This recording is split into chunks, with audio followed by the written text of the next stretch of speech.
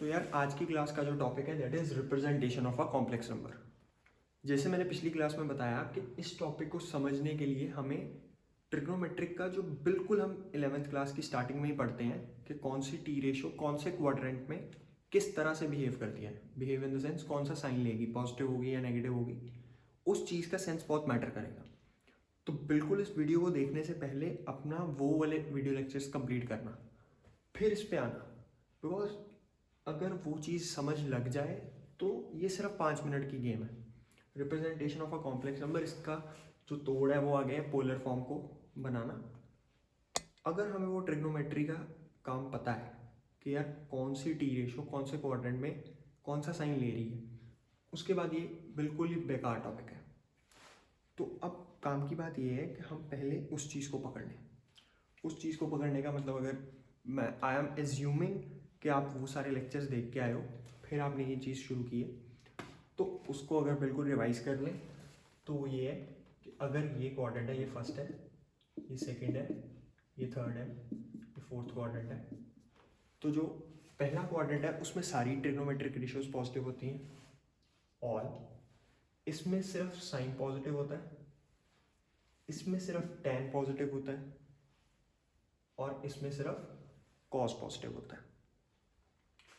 तो काम की बात है कि ये चीज़ मुझे समझ में आती हो कि कौन से कोऑर्डिनेट में कौन सी टी रेशो कैसे बिहेव कर रही है। उसके बाद ये टॉपिक की जो क्लैरिटी है वो भी हमें 5 मिनट में दिखेगा कि वो कोई काम ही नहीं था यार। लोग ऐसे ही स्कूल में रट्टे लगाते रहते हैं बिकॉज वो कॉम्प्लेक्स नंबर को कंप्लीट कर देते हैं ट्रिग्नोमेट्री में पहुंचने से पहले। तो इसीलिए मैं बार बार बोल रहा हूँ कि अपने टॉपिक को यहाँ पे पॉज कर दो, कॉम्प्लेक्स नंबर को, पहले ट्रिग्नोमेट्री पे जाओ, फिर यहाँ पे वापस आना, फिर हमें दिखेगा कि यार ये 5 मिनट की गेम है। तो चलो, अब अगर ये रिवाइज कर लिया तो अब बिल्कुल हम देखते हैं कि कॉम्प्लेक्स नंबर को रिप्रेजेंटेशन कैसे करते हैं। हमने बिल्कुल इस टॉपिक की स्टार्टिंग में देखा था कि जो रियल नंबर्स होते थे उनको हम नंबर लाइन पर रिप्रेजेंट कर सकते थे। अगर हम अपनी 10th क्लास को रिवाइज भी करें तो हमें दिखता है कि हमने √2 को रिप्रेजेंट करना सीखा था, हमने √3 को रिप्रेजेंट किया, √4 तो चलो 2 हो गया, वो भी हम रिप्रेजेंट कर देते हैं। ऐसे हम रियल नंबर्स को रिप्रेजेंट करने के लिए सीधा नंबर लाइन की हेल्प ले लेते थे। अब काम की बात है कि यार अगर एक कॉम्प्लेक्स नंबर है x प्लस आयटा वाई, तो उसको रिप्रेजेंट कैसे करना है। तो उसको रिप्रेजेंट करने के लिए एक जो नाम है that is Argand plane. Argand plane, ये भी मतलब सिर्फ नाम है। अभी अगर मैं इसको बना दूं तो it is equal to x by axis, बस नाम डिफरेंट होंगे, काम बिल्कुल सेम। ये एक आर्गेंट प्लेन है। याद करो हमने 10th क्लास में इसी को एक्स वाई प्लेन बोला था। ये एक्स वाई प्लेन नहीं है, बिहेव वैसे ही करेगा, पर ये एक्स वाई प्लेन नहीं है, ये है आर्गेंट प्लेन। इसमें जो हमारा एक्स एक्सिस था उसको बोला जाता है रियल एक्सिस, रियल एक्सिस, और जो हमारा वहाँ पे वाई एक्सिस था उसको यहाँ पे बोला जाता है इमेजिनरी एक्सिस। उसका रीज़न भी बिल्कुल सिंपल है, कैसा क्यों बोला जाता है, और इसका बिहेवियर भी बिल्कुल सेम है। मतलब कि राइट साइड पे पॉजिटिव, लेफ्ट साइड पे negative, up side positive, down side negative, तो बिहेव बिल्कुल सेम है। काम की बात ये है कि इसको रियल और इमेजिनरी का नाम इसलिए दिया कि मान लो अगर मेरे पास कॉम्प्लेक्स नंबर है z equals x plus iota y, x plus iota y, तो इस कॉम्प्लेक्स नंबर को जब मैंने रिप्रेजेंट करना है ना, तो बेसिकली मैंने अगर समझना इस बात को, जो x होगा ना उसको मैंने रियल एक्सिस पे प्लॉट करना है। तो मान लो अगर x कोई भी नंबर है पॉजिटिव, तो वो राइट साइड पे होगा इस एक्सिस पे, तो मैंने मान लो वो यहाँ पे होगा, ये x पॉइंट है। और ऐसे ही जब मैंने y को प्लॉट करना है अलग से, वो इमेजिनरी नंबर है क्योंकि इमेजिनरी पार्ट है, नंबर तो रियल है वैसे y, बट आयटा y एक तरह से इमेजिनरी है, तो y को मैंने इमेजिनरी एक्सिस पे प्लॉट करना। मान लो y भी पॉजिटिव है तो y कहीं यहाँ पे होगा। अब मैंने इन दोनों का मीटिंग पॉइंट ढूंढना है, जो कि सिंपली क्या हो जाएगा x, y, तो वो यहाँ पे कहीं होगा, वो मैंने प्लॉट कर दिया। बस ये काम था representation of a complex number. तो अगर कोई बच्चा समझ पाए तो x प्लस आयटा वाई एक तरह से मैंने x, y पॉइंट को प्लॉट किया। मतलब अगर समझ पाओ इसको, तो रियल एक्सिस था x एक्सिस, इमेजिनरी एक्सिस था y एक्सिस, रियल पार्ट को एक्स एक्सिस पे प्लॉट करना है और इमेजिनरी पार्ट को हमने वाई एक्सिस पे प्लॉट करना है। प्लॉट करके एक्स कॉमा वाई पॉइंट आ गया। ये होता है कॉम्प्लेक्स नंबर को रिप्रेजेंट करने का तरीका। अब इससे जो बहुत इंटरेस्टिंग पॉइंट है ना वो ये है कि अगर कोई बिल्कुल, पर चलो एक पहले ये चीज़ ऑब्जर्व करो फिर उस पर जाते। याद करो जब मैंने modulus of a complex number पढ़ाया तो मैंने बोला वो होता है under root of real part का स्क्वायर प्लस इमेजिनरी पार्ट का स्क्वायर। और मैंने कहा इमेजिनरी पार्ट में ना आयोटा को मत कंसिडर करना, सिर्फ वाई स्क्वायर करो। तो वो मैंने इसलिए बोला था क्योंकि उसका इग्नोर करने का रीज़न अब हमें क्लियर होगा। इसमें भी इसको ओरिजिन बोला जाता है, इसको ज़ीरो कॉम्प्लेक्स नंबर बोला जाता है। तो एक तरह से वो ओरिजिन ही है, 0 + 0 आयोटा, तो इसको एक तरह से ओरिजिन मान सकते हैं। तो जो modulus of a complex number होता है ना वो इन दोनों के बीच का डिस्टेंस होता है। मतलब कि ये होता है, इसको इस डिस्टेंस को बोला जाता है मॉडुलस z। तो इस डिस्टेंस को निकालना तो हमने 10th क्लास में सीखा है। कैसे? इन दोनों में डिस्टेंस फॉर्मूला लगा के। वो क्या हो जाएगा, x - 0 का स्क्वायर प्लस y - 0 का स्क्वायर, दोनों का अंडर रूट प्लस करके, तो सिंपली यही तो बन जाता है x² + y² का अंडर रूट। इसलिए हम आयोटा को वहाँ पे नहीं कंसिडर कर रहे। तो रिप्रेजेंटेशन ऑफ कॉम्प्लेक्स नंबर से जो मैं बात बताने लगा था वो ये थी कि मान लो एक कॉम्प्लेक्स नंबर है, इसी का कॉन्जुगेट z बार x - आयोटा है। उसको मैं अगर प्लॉट करना चाहूँ तो x एक पॉजिटिव नंबर है, वो यही हुआ। अब -y क्योंकि कॉम्प्लेक्स नंबर तो ये होगा ना x + आयोटा -y, यही ऐसे लिख दूँ। तो -y कहीं यहाँ पे होगा, -y, तो इन दोनों को मीट करवाया तो ये हो गया x, -y। अब इन दोनों को जोड़ने वाली लाइन, इसके बीच में डिस्टेंस क्या होगा, x - 0 का स्क्वायर x² प्लस -y - 0 का स्क्वायर y², दोनों का अंडर रूट, वो भी यही बन जाता है। इसीलिए याद करो हमने सुना था कि मॉडुलस z = मॉडुलस z बार। वो एक्चुअली कहानी यहाँ से बनती है, यहाँ से हमें ज्योमेट्रिकली दिखता है कि हाँ यार ये तो बिल्कुल ही दिखता है हमें, हम एवं ही रट्टे लगा रहे थे कि मॉडुलस z = मॉडुलस z बार। तो इट्स दैट सिंपल कि यहाँ पर देखते ही पता लगता है कि यार हाँ ये तो चीज़ बिल्कुल हमें दिख रही है। अब एक और अगर इंटरेस्टिंग ऑब्जर्वेशन देखो तो वो ये है कि किसी भी कॉम्प्लेक्स नंबर का जो कॉन्जुगेट होगा ना वो एक्चुअली उसकी इमेज होती है एक्स एक्सिस में। ये पॉइंट अभी इतना रेलिवेंट ना लगे, बट जब हम कोऑर्डिनेट ज्योमेट्री भी कर लेंगे ना 11th क्लास में तो हमें देखेगा कि हाँ यार ये चीज़ भी यूज़ होती है।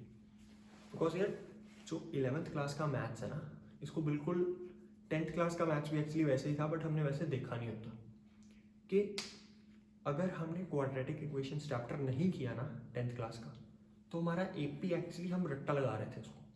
हमारा एपी नहीं हो सकता बिना क्वाड्रेटिक इक्वेशंस के। पर 10th क्लास में ये चीज़ फील नहीं होती क्योंकि वैसे क्वेश्चंस को हम फेस नहीं करते। 11th क्लास में करोगे तो बिल्कुल टॉपिक्स को रिलेट करना शुरू करोगे। अभी बिल्कुल कॉम्प्लेक्स नंबर शुरू हुआ है, जब ट्रिग्नोमेट्री करके आए हो आई सपोज तो ही ये लेक्चर देख रहे हो, तो you will be able to relate कि यार ट्रिग्नोमेट्री की थी तो कॉम्प्लेक्स नंबर हो रहा है। ऐसे ही कॉम्प्लेक्स नंबर का अगर ये पॉइंट क्लियर होगा तो हमें कोऑर्डिनेट ज्योमेट्री में जब स्ट्रेट लाइंस पढ़ेंगे तो बहुत हेल्प होगी। तो इसको बिल्कुल वैसे देखना, कनेक्टेड सी गेम है, तो हर चैप्टर लिंक होगा एक दूसरे के साथ। अगर ट्रिग्नोमेट्री नहीं आती तो कॉम्प्लेक्स नंबर का जो रिप्रेजेंटेशन है ये एक्चुअली हमारे लिए यूजलेस है। तो चलो इसको आगे बढ़ाएं। तो जो ये लाइन है ना एक्स वाई और ओरिजिन को ज्वाइन करने वाली, इन दो पॉइंट्स को ज्वाइन करने वाली, ये पॉजिटिव, बिल्कुल ध्यान से, पॉजिटिव रियल एक्सिस से, पॉजिटिव जो कि मतलब यहाँ से हुआ इतने से पॉजिटिव रियल एक्सिस के साथ जो ये एंगल बनाती है, मान लो अगर वो एंगल थीटा है तो इस थीटा को बोला जाता है argument of that complex number. Argument of that complex number, इसको ARG से भी डोनेट कर दो। Argument of that complex number मतलब ARG ऑफ सेट, ऐसे बोला जाता है। तो इसका रोल कहाँ है, दैट इज जो हमने जिसके लिए ये सब कुछ किया, that is polar form of a complex number. तो polar form of a complex number के लिए बिल्कुल ये चीज़ बतानी थी कि रिप्रेजेंट कैसे किया जाता है कॉम्प्लेक्स नंबर को। उससे हमें बिल्कुल रट्टा नहीं लगाना पड़ेगा उसका भी। तो एक होती है polar form of a complex number.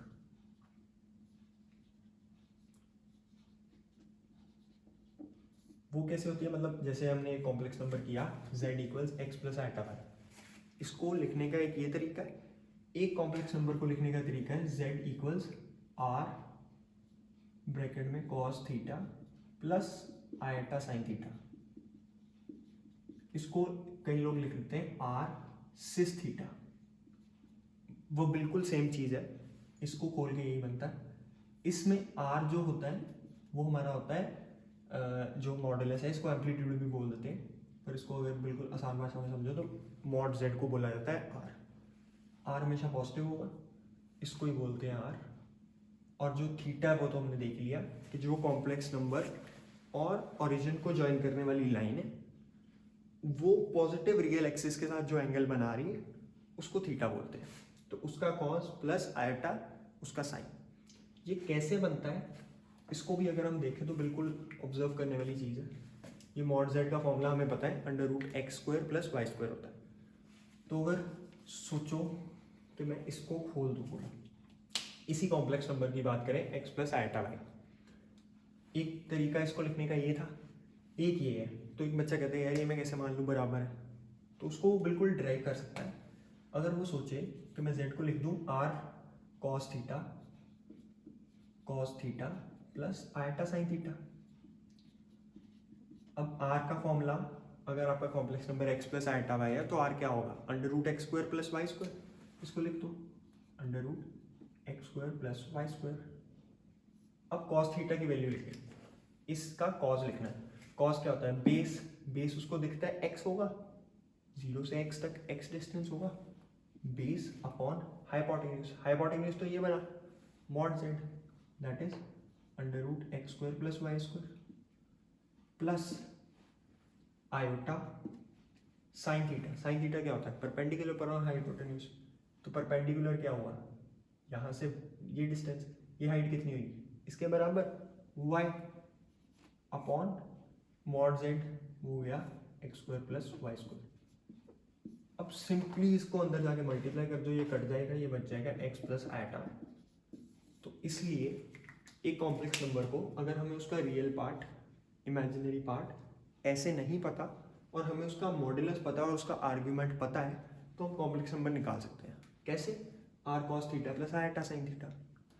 जैसे कि मान लो फॉर एग्जांपल मैं कह दूं कि ऐसे कॉम्प्लेक्स नंबर बना दूं कि z equals x plus iota y, या मतलब जैसे z इक्वल्स 3 + 4 आयटा ना दूं, मैं बोल दूं कि यार एक कॉम्प्लेक्स नंबर है जिसका कि जो मॉडुलस है वो मान लो कि 5 है और जो उसका साइन थीटा है वो हो जाएगा हमारा 4/5। मान लो मैं इसे कॉम्प्लेक्स नंबर दे दूँ तो, और मैं बोलूँ कि उसका रियल पार्ट और इमेजिनरी पार्ट बताओ, तो एक जो बच्चा होगा ना वो बोलेगा कि यार रियल पार्ट और इमेजिनरी पार्ट तो मैं बता ही नहीं सकता, उसके लिए तो कॉम्प्लेक्स नंबर चाहिए एक्स प्लस आयटा। तो उसको अपने आप से बोलना चाहिए कि यार मुझे इसकी पोलर फॉर्म भी बताई गई है।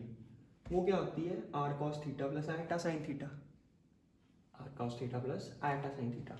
अच्छा इसमें भी गलती करते हैं बच्चे, वो बोलते हैं साइन थीटा इसकी इमेजिनरी पार्ट नहीं, इमेजिनरी पार्ट है आर आयटा साइन थीटा, मतलब यहाँ आयटा आर साइन थीटा, क्योंकि आर को भी अंदर मल्टीप्लाई करते हैं ना तो ही तो वाई आता है। तो काम की बात क्या थी, मॉड जेड एक तरह से क्या दिया हुआ था, आर साइन थीटा दिया हुआ था, उसको पता होना चाहिए कि यार जेड होता है R into cos theta plus iota sine theta. तो एक तरह से जेड क्या होता है, are cos theta plus iota R sine theta. तो इमेजिनरी पार्ट एक तरह से क्या होता है, iota R sine theta. R पता था, साइन थीटा पता था, तो मुझे इमेजिनरी पार्ट पता था, वो क्या हो जाता, आयोटा आर क्या था 5, साइन थीटा क्या था 4/5, तो 4 आयटा इमेजिनरी पार्ट क्या बन गया 4। तो बिल्कुल इसका फ़ायदा क्या है कि अगर हमें किसी कॉम्प्लेक्स नंबर का ज्योमेट्रिकल रिप्रेजेंटेशन पता है तो हमें एक तरह से वो कॉम्प्लेक्स नंबर पता है। क्यों? क्योंकि अगर मेरे को मान लो यहाँ से कॉम्प्लेक्स नंबर दे दिया कि कॉम्प्लेक्स नंबर है जी, बट चलो अगर वो तो कॉम्प्लेक्स नंबर दे ही दिया, अगर मुझे किसी कॉम्प्लेक्स नंबर का ओरिजिन से डिस्टेंस पता है, दैट इज़ मॉड जेड या आर या एम्पलीट्यूड, और मुझे एक तरह से ये भी पता है कि जो उसका आर्ग्यूमेंट है दैट इज़ थीटा, अगर सिर्फ ये ना दे, मतलब साइन थीटा ना दे, सिर्फ थीटा की वैल्यू दे दे, मतलब अगर मेरे को थीटा दे दे 60 डिग्रीज, तो भी मैं वो कॉम्प्लेक्स नंबर निकाल सकता हूँ। कैसे? अगर कोई मुझे बोले कि कॉम्प्लेक्स नंबर फाइंड कर दो,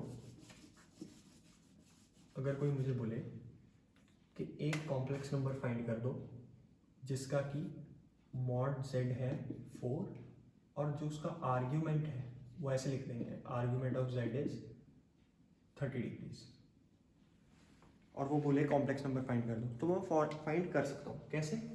मैं बोलूँगा z equals r 4 into cos theta, cos 30 degrees क्या होता है? √3/2 plus iota sine theta, theta 30, sine 30 का होता है 1/2, ये 2 इसके साथ कट जाएगा, ये हो जाएगा 2√3 प्लस आयोटा। ये कॉम्प्लेक्स नंबर आ गया सीधा। उसके बाद 2 को अंदर मल्टीप्लाई करना, वो नहीं मर्जी। तो काम की बात क्या है कि ये कॉम्प्लेक्स नंबर को रिप्रेजेंट करने का हमने बिल्कुल नया तरीका ढूंढ लिया। तो अभी बिल्कुल बात कंप्लीट नहीं है। अब हम हमारे काम की बात है कि यार सर ने तो बोला था कि यार ट्रिग्नोमेट्री आनी चाहिए, वो कहाँ पे यूज़ हुई, तो वो अब कहाँ पे यूज़ होगी, अब वो पॉइंट देखते हैं। अब अगर हम बिल्कुल वो पॉइंट को पकड़ें तो दैट इज कि एक कॉम्प्लेक्स नंबर मान लो हमें दिया हुआ है z इक्वल्स -1 प्लस आयोटा, बिल्कुल सिंपल सा कॉम्प्लेक्स नंबर ले लेते हैं, -1 प्लस आयोटा। तो ये मैंने छोटा सा आर्गेंट प्लेन बना दिया। अब -1 प्लस आयोटा, तो ये पॉइंट कहाँ पे लाई करता है, इसका बहुत सिग्निफिकेंस होगा। कैसे? क्योंकि जो हमने थीटा फाइंड करना होता है ना, वो हमने फाइंड करना है tan थीटा से, वो हमने फाइंड करना है tan थीटा से। क्यों? उसका भी बिल्कुल एक रीज़न बताता हूँ कि जो मान लो अगर कॉम्प्लेक्स नंबर है z इक्वल्स -1 प्लस आयोटा, जो tan थीटा है वो क्या होगा? वो होगा इमेजिनरी पार्ट, जो कि मान लो मैं बिल्कुल इसको लेके जा रहा हूँ, अगर कॉम्प्लेक्स नंबर हो z equals x plus iota y, तो पहले मैंने क्या करना है, मैंने tan थीटा निकाल लेना, मैंने tan थीटा निकाल लेना है y अपॉन x करके tan थीटा निकाल लेना। उससे tan थीटा एक बार आ गया, फिर मेरे को थीटा की वैल्यूज तो याद होती है उस लेवल पे। उसके बाद क्या करना है कि मैंने ये देखना है कि वो जो हमारा कॉम्प्लेक्स नंबर है वो कौन से क्वाड्रेंट में लाई करता है, उसके हिसाब से मैंने एंगल चूज करना है। और tan थीटा की वैल्यू उस हिसाब से वेरी करनी चाहिए, क्योंकि tan थीटा अगर मेरा नेगेटिव आ रहा है या पॉजिटिव आ रहा है तो वो कौन से क्वाड्रेंट में होना चाहिए।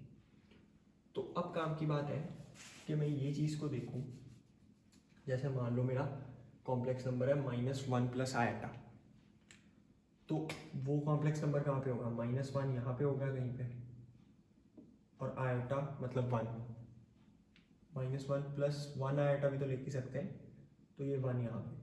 तो मैंने एक तरह से पॉइंट किया -1, 1। ठीक है, इसका मॉडुलस क्या आया? इसका मॉडुलस आ गया, इसका मॉडुलस था हमारे पास, जैसे कि मान लो -1 का स्क्वायर प्लस 1 स्क्वायर, तो वो हो गया √2, वो तो हो गया √2। तो कॉम्प्लेक्स नंबर होता है r cos theta plus iota sine theta. ठीक है, इसका मॉडुलस फाइंड कर लिया। अब काम की बात है कि अब मैं देखूं कि जो मेरा tan थीटा वो कितना आया, वो आया y अपॉन एक्स। जो tan थीटा हुआ इस केस में y कितना था मेरा 1 और x कितना था -1, तो ये हो गया -1। tan थीटा आ गया नेगेटिव। अब tan थीटा नेगेटिव हुआ और ये जो मेरा पॉइंट है वो लकीली आ गया सेकंड क्वाड्रेंट में। लकीली इसीलिए क्यों? क्योंकि सेकंड क्वाड्रेंट में वैसे ही tan नेगेटिव होता है, tan वैसे ही नेगेटिव होता है, इसमें तो सिर्फ साइन पॉजिटिव आता है। तो काम की बात ये थी, मैंने देखा कि यार tan थीटा नेगेटिव। अब tan थीटा की वन वैल्यू कहाँ पे होती है? π/4। अब मैंने वो एंगल ढूंढना है, ये बिल्कुल हमने सीखा होगा कि अगर ट्रिग्नोमेट्री सीख के आए हो तो ट्रिग्नोमेट्री के तभी लेक्चर्स का अब यहाँ पे यूज़ है। काम की बात है कि मुझे पता है tan थीटा 1 कहाँ पे होता है? π/4। अब मैंने सेकेंड क्वाड्रेंट में वो एंगल ढूंढना है जहाँ पे वैल्यू -1 आए, मतलब कि -1 है। वो कैसे आएगी? Pi minus that angle. क्योंकि बिल्कुल ये सीखा होगा एक तरह से फॉर्मूला, जब अगर वीडियोस देखोगे तो उसमें मैं बिल्कुल क्लियरली बताऊंगा कैसे हुआ कैसे। तो अभी आई सपोज कि सब वीडियोस वो देख के आए हो, तो ये फॉर्मूला हम देखा होता है वहाँ पे कि tan pi minus theta is equals minus tan theta, ये बिल्कुल वहाँ पे हमने देखा होगा। तो tan pi minus theta negative होता है इसका, तो tan पाई माइनस π/4 जो होगा वो माइनस tan π/4 होगा, माइनस tan π/4। tan π/4 क्या होगा? 1, tan 45 डिग्रीज, तो ये π/4 tan हो गया 3π/4, 3π/4। तो जो हमारा थीटा आता है इस केस में वो एक्चुअली क्या होता है? 3π/4। क्योंकि बिल्कुल देखो कि पॉजिटिव रियल एक्सिस से एक्चुअली ये एंगल 90 से तो बड़ा ही होगा, तो 3π/4 वही एंगल बन जाता है। तो जो बच्चा इसको बिल्कुल रट्टे से कर रहा होता वो सोचता कि यार tan थीटा क्या आ गया 1, वो एक्चुअली -1 भी ना ले रहा होता, वो 1 लेके वो सीधा π/4 लिख देते, वो एक्चुअली रॉन्ग होता। क्यों? हमने देखा, हमने जड़ से ये पॉइंट पकड़ा कि जो थीटा होता है वो एंगल है जो कॉम्प्लेक्स नंबर हमारा ओरिजिन से अगर ज्वाइन कर दे तो जो वो लाइन बनती है, वो लाइन पॉजिटिव रियल एक्सिस से जो एंगल बना रही है that is argument, that is ये वाला एंगल थीटा। वो क्या है इस केस में आता है हमारा 3π/4। इस पर बिल्कुल हम जब और प्रैक्टिस क्वेश्चंस करेंगे ना तो हमारी ये वाली अकल और खुलेगी। तो इस एग्जांपल से हमें समझ में आना चाहिए कि ट्रिग्नोमेट्री का एक्चुअली इस टॉपिक में कितना रोल है। तो अगर इसको बिल्कुल समाप्त करें तो हमने किया क्या कि अगर कोई कॉम्प्लेक्स नंबर दिया हुआ है -1 + 1 एटा, तो इसको अगर बिल्कुल पहले तो आंसर ही लिखते हैं इसका, तो इसका आंसर क्या हो जाता? z इक्वल्स, इसका r क्या आया? √2 cos थीटा क्या बन गया था? 3π/4, cos 3π/4 प्लस आयोटा साइन 3π/4। बिल्कुल देखना इसका हमें समझ में आएगा कैसे बनाएंगे। cos 3π/4 बराबर होगा cos पाई माइनस π/4। इसको लिख सकता हूँ ना 3π/4 को पाई माइनस π/4। तो हमें दिखता है cos पाई माइनस थीटा क्या होता है? Minus cos theta minus cos π/4। cos π/4 क्या होता है? 1/√2 माइनस 1/√2 लिखते ही हमें दिखता है √2 कटेगा -1 आ जाएगा। साइन पॉजिटिव होता है इस क्वाड्रेंट में, तो साइन पॉजिटिव ही रहा, 1 आयाटा, यहाँ पे 1 आयाटा आ जाएगा जब हम वैल्यू लिखेंगे। तो एक्चुअली यहाँ पे ट्रिग्नोमेट्री का बहुत रोल है। तो पहले बिल्कुल हमें ट्रिग्नोमेट्री का फंडा क्लियर हुआ, उसके बाद ये टॉपिक बिल्कुल ईजी है। कैसे? अगर कोई कॉम्प्लेक्स नंबर दिया हुआ है पहले उसका टेंजेंट निकाल लो, जो उसका टेंजेंट आया पहले वो देखो कि अगर पॉजिटिव आया तो बिल्कुल ही सिंपल, पॉजिटिव आया तो या वो थर्ड क्वाड्रेंट में होगा या फर्स्ट क्वाड्रेंट में। जब हम इसको थोड़ा सा एडवांस लेवल पे इसके क्वेश्चंस देखेंगे ना तो मैं ये बताऊंगा कि इसकी प्रिंसिपल आर्ग्यूमेंट लेवल भी कुछ होता है। प्रिंसिपल आर्ग्यूमेंट का अगर मोटा मोटा मीनिंग समझो तो वो ये है कि जो हमारा थीटा है ना उसकी वैल्यू -π से π के बीच में होगी। बट ये चीज़ बिल्कुल जब ट्रिग्नोमेट्री में कम्प्लीटली वाइंड अप करा दूंगा उसके बाद बताऊंगा। तो अभी हमारे काम की बात ये है कि हमने ये देख लेना है कि पहले तो कॉम्प्लेक्स नंबर को प्लॉट कर देना है, उसका क्वाड्रेंट देखना है, फिर टेंजेंट निकाल के उस क्वाड्रेंट में कौन सा एंगल ले वो टेंजेंट से सबसे इजीली पता लग गया। इसको बिल्कुल रट्टा लगाने की जरूरत नहीं है। अगर किसी को साइन से समझ आ रही है निकालनी तो वेल एंड गुड, बट मेरी ये सजेशन है कि tan थीटा से बिल्कुल इजीली क्रैक हो जाता है क्वेश्चन। तो tan थीटा से करने की करना, वो हमने देखा कि -1 आया, वो यहाँ से पाई माइनस π/4, तो पाई माइनस π/4 करते ही मुझे क्लियर है कि अब हमने, क्योंकि tan थीटा से एक ये भी हेल्प है कि tan थीटा सिंपली y/x होता है, सिंपली y/x। साइन थीटा को निकालने के लिए पूरा एक्चुअली फॉर्मूला बनाना पड़ेगा। तो tan थीटा निकालो y/x, उसके बाद वो उससे एंगल जज कर लेंगे हम कि उस वो वाली वैल्यू उस क्वाड्रेंट में कहाँ पे आएगी फिट करके विद साइन। उसके बाद पाई माइनस पाई बाई 4 वो एंगल आ गया। उसके बाद बिल्कुल सिंपली लिख देना है are cos theta plus iota sine theta. तो actually this was the topic कि representation of a complex number and its polar form. तो this was the actually last leg of complex numbers. इसके बाद हम बिल्कुल इस पे सिर्फ क्वेश्चन ही फेस करें। तो अब से कॉम्प्लेक्स नंबर टॉपिक हमारे लिए खुल गया, ख़त्म नहीं हुआ, खुल गया। मतलब कि अब कॉम्प्लेक्स नंबर का कोई भी क्वेश्चन आए तो मेरे में ये कॉन्फिडेंस होना चाहिए कि यार अब मैंने इसकी सारी थ्योरी पढ़ ली है, अब मेरा कोई भी सवाल रोक ही नहीं सकता। तो बिल्कुल अब इसको रिवाइज करो और उसके बाद इस पर सिर्फ क्वेश्चन ही फेस करेंगे। Thank you.